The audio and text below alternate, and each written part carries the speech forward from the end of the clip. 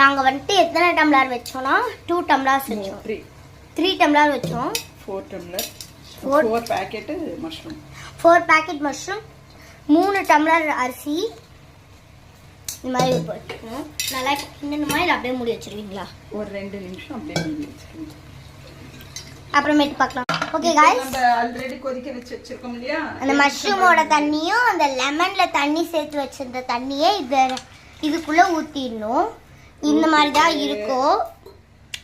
நல்லா கலந்து விட்டுட்டு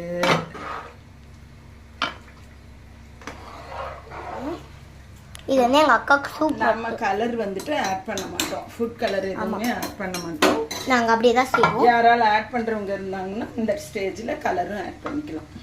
ஆமா, கொதிச்சு வரந்தின்னு இப்படிதான் மூடியை திருப்பி வச்சுதான் பண்ணணும். ஓகே गाइस, அப்புறமா பார்க்கலாம்.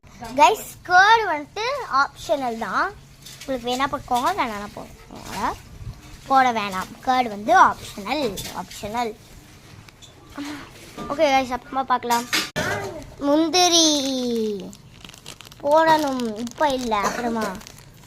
गाइस, இப்போ வந்துட்டு முந்திரி போடணும். முந்திரி ஆப்ஷனலா இல்லை கண்டிப்பாக போட்டாங்கம்மா?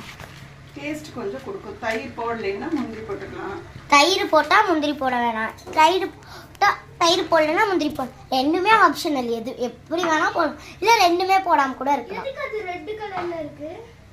எது வந்துட்டு நாங்கள் எந்த மசாலா போடணும் போடல, எதுவுமே போடல. எதுவுமே ஆர்டிஃபிஷியல் கிடையாது, எல்லாம் நேச்சுரலாக நம்ம வீட்டில் நம்ம ப்ரிப்பேர் பண்ணுறது தான். ஆமாம் गाइस, அப்புறமா பார்க்கலாம். ஓகே गाइस, இப்போ தம் போட்டு மூடி வச்சுருக்கோம். ஒன்றும் இல்லை, அந்த இது தானே போட்டு விட்டீங்க. ஒரு ½ hour அப்படியே விட்டுணும். 1/4 மணி நேரம். Okay bye.